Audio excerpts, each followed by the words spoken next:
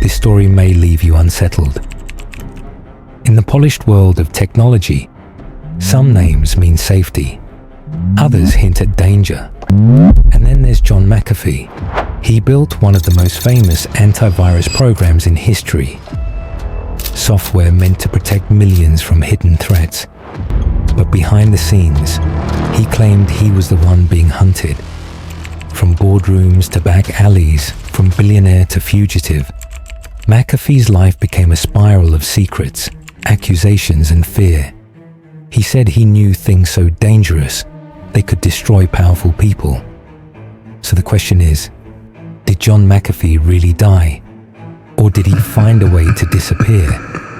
And if you listen to those who knew him best, some believe he may never have truly disappeared at all.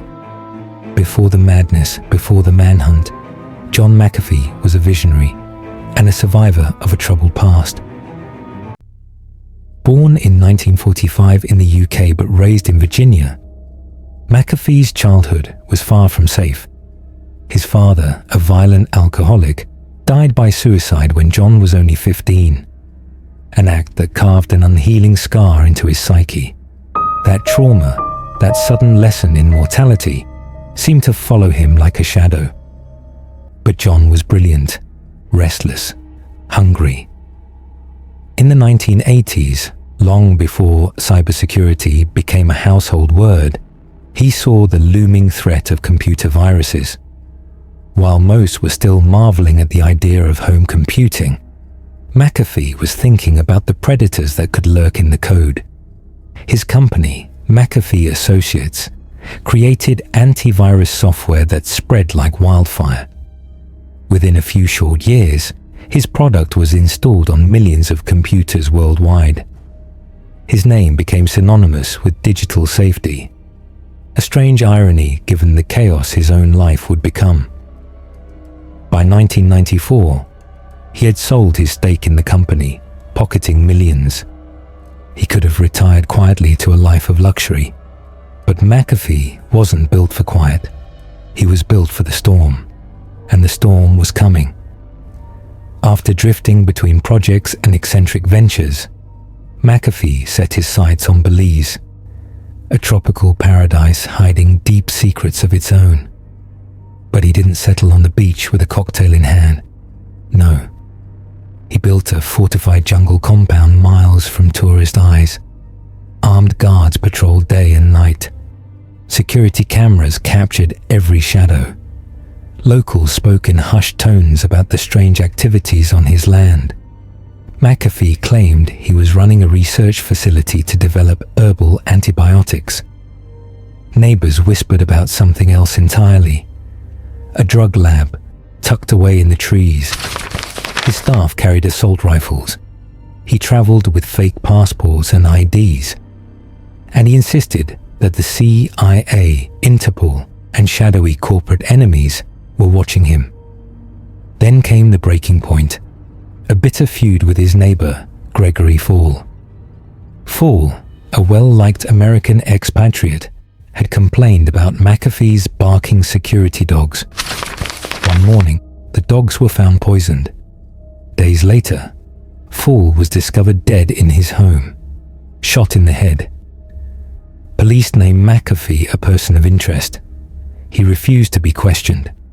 Instead, he vanished into the jungle, saying only, "If they catch me, I will be killed."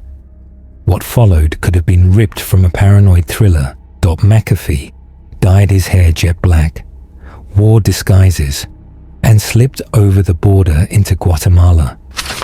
He communicated with journalists through encrypted messages, claiming assassins were closing in.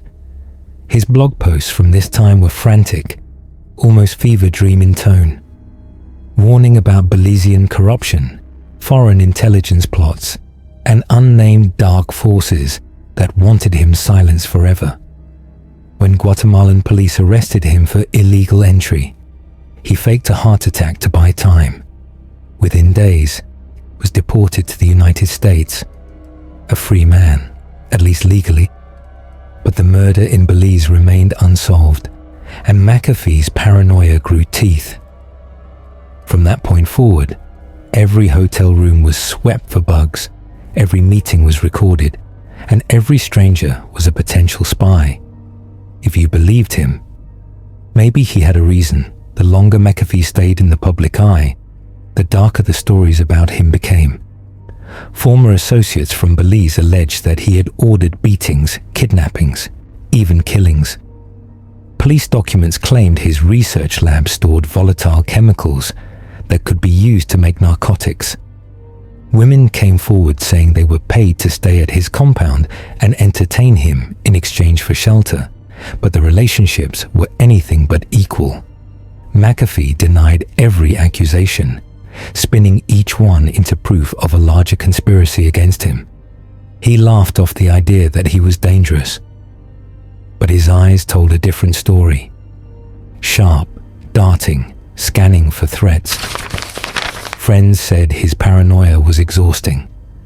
Strangers said it was justified. The truth is buried somewhere between those extremes. Then came one of the most chilling moves of his life.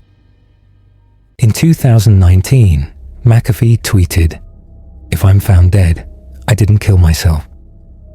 Not long after, he tattooed "dollar whacked" in bold black letters on his arm. His personal prophecy, etched into skin. He claimed powerful people were after him, and that his tattoo was both a warning and a dare. He spoke often of a dead man's switch, a cache of explosive information about world leaders and corporations, set to be released automatically if he died under suspicious circumstances. He told interviewers it was already primed to go. He smiled when he said it. Then, in October 2020, Spanish authorities arrested him for US tax evasion. He was locked away in Bryan's 2 prison, awaiting extradition. His online post didn't stop. From behind bars, he insisted he was fine, and that he had no reason to kill himself.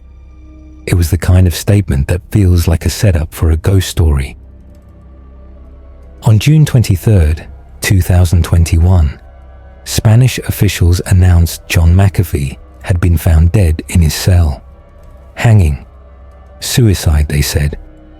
The announcement came only hours after the Spanish courts approved his extradition to the United States. Something he had vowed would never happen. His widow, Janice, rejected the official narrative instantly. She claimed John had spoken to her that morning, full of plans for the future. She pointed to his warnings, his tattoo, and the timing as proof that this was not a suicide. Online, his supporters erupted. The words Epstein 2.0 trended. Old tweets resurfaced like digital ghosts. Some said the dead man's switch had gone live. Others said it never existed at all. Then the strangest claim of all emerged. One of McAfee's former girlfriends alleged she received a phone call from him after his death. She swore the voice was his. Same cadence, same laugh. The message was short. "I'm not gone. This is just the beginning." Online sleuths began posting grainy sightings. A man who looked like McAfee in a Texas cafe, another in a Cuban bar. No photos were clear. No proof ever surfaced. But the whispers spread. Some claimed encrypted files were released to the dark web, blackmail material, secret government documents, and names too dangerous to speak aloud. Others dismissed it all as internet myth-making. But with McAfee, myth and truth often bled together until no one could tell the difference. John McAfee's life reads like a horror novel someone accidentally left running into reality. A brilliant, restless mind, corroded by paranoia. A man who saw enemies everywhere, and perhaps had every reason to. A man who lived armed to the teeth, both with weapons and with secrets. From the jungles of Belize to a cold prison cell in Spain, John McAfee's story is one of brilliance, paranoia, and unanswered questions. Was he silenced? Did he vanish by choice? Or was this the tragic fate of someone forever haunted by his past? Share your thoughts in the comments below. And don't forget, hit that like button, subscribe, and turn on notifications for more chilling real-life mysteries, where the line between fact and nightmare is thinner than you think.